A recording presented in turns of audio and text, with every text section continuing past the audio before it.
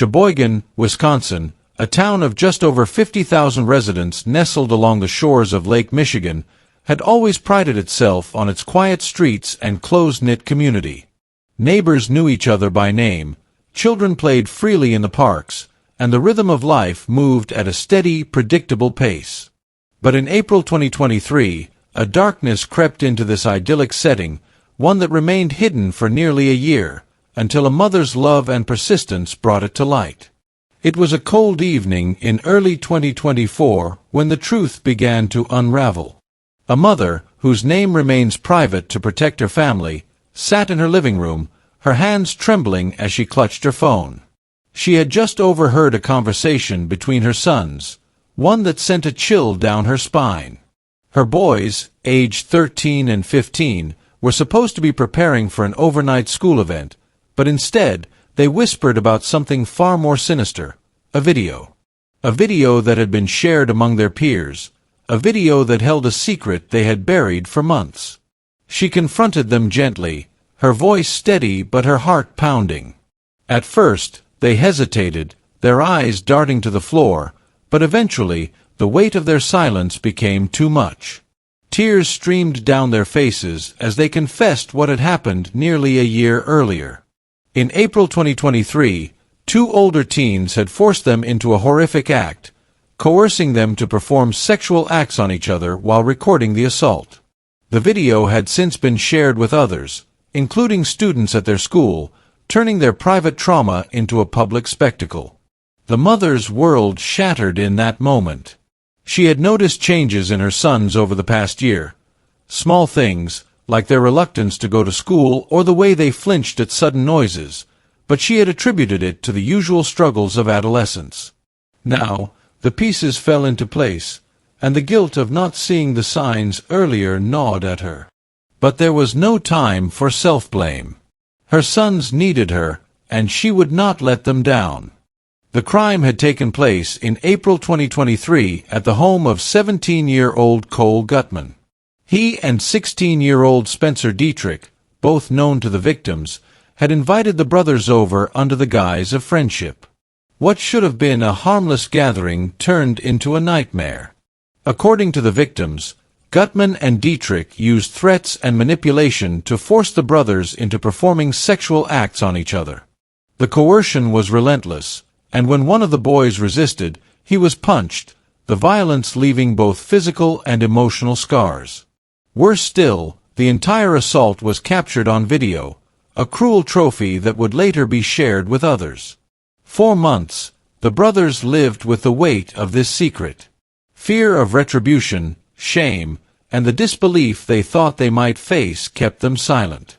They went to school each day, passing Gutman and Dietrich in the hallways, their tormentors walking freely while they carried the burden of what had been done to them. The video circulation only deepened their anguish, as whispers and knowing glances followed them through the school corridors. It was a living hell, one they endured in silence until that fateful night in early 2024. The mother wasted no time. That same night, she contacted the Sheboygan Police Department, her voice trembling but resolute as she demanded justice for her sons. The police, upon hearing the details, launched an immediate investigation. Detectives interviewed the victims, their mother, and other witnesses, piecing together the events of that April night. The video, which had been shared among several students, became a key piece of evidence, confirming the brothers' account. During the investigation, both Gutman and Dietrich acknowledged sharing the video with multiple people. However, there is no verified information available regarding whether they confessed to the assault itself. Their admissions about the video's distribution added to the mounting evidence against them. As the investigation unfolded, the full scope of the crime came to light, leading to the arrest of both teens in early 2024. Following their arrest, Cole Gutman and Spencer Dietrich faced serious charges stemming from the incident.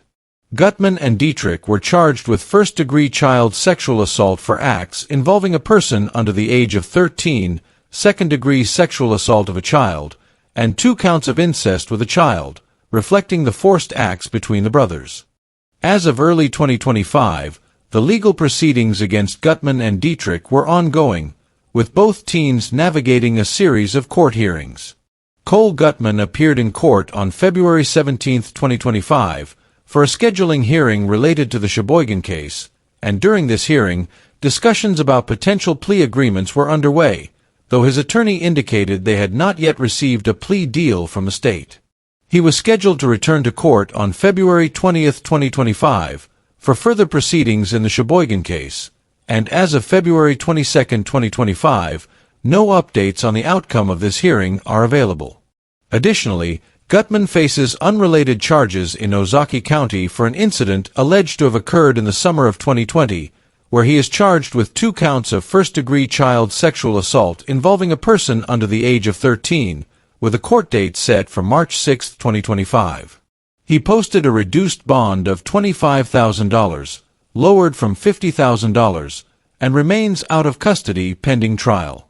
Spencer Dietrich is scheduled for a final pre-trial hearing on March 31, 2025, in the Sheboygan case, having posted a reduced bond of $25,000, lowered from $75,000, and he remains out of custody pending trial. As of the latest available information, no plea deals have been finalized for either Gutman or Dietrich in the Sheboygan case, and both cases remain ongoing as of February 22, 2025, with no verified information indicating that they have pleaded guilty or that the cases have concluded. The impact on the 2 brothers was profound. The 13-year-old, once a bright-eyed boy with a love for sports, had withdrawn into himself, his laughter replaced by a haunting silence. The 15-year-old, who had always been the protector, now carried a burden far too heavy for his years. Nightmares plagued their sleep, and the shame of the video circulation left them feeling exposed and vulnerable. School, once a place of learning and friendship, had become a battleground where they faced their trauma daily. Their mother, too, bore the weight of the crime. She replayed every moment of the past year in her mind, wondering how she had missed the signs. But amidst the guilt, there was strength. She became their fiercest advocate, ensuring they received the counseling and support they needed. She held them close, whispering words of love and reassurance, even as her own heart ached. Sheboygan, with its violent crime rate of 333 per 100,000 people, was no stranger to hardship, but this crime struck a different chord. The accused were not faceless strangers. They were local teens, boys who had grown up in the same neighborhoods, attended the same schools, and played on the same sports teams as their victims. The betrayal felt personal, and the town's sense of safety was shattered. As news of the investigation spread, the community grappled with disbelief and anger. Parents held their children a little closer, and conversations at dinner tables turned to the fragility of trust. The crime forced Sheboygan to confront an uncomfortable truth, that even in a town where everyone knew each other, darkness could lurk beneath the surface. As the legal proceedings continue, this case serves as a stark reminder of the vulnerability of our children and the importance of community vigilance. The road to healing for the victims and their mother is long, but they are not alone. Counseling, community support, and the courage they have shown in coming forward have become their lifelines. This story, rooted in the events of April 2023, is far from over. As the courts deliberate and the truth unfolds, we urge our viewers to stay informed and engaged. What are your thoughts on this ongoing case? Share your perspective in the comments below.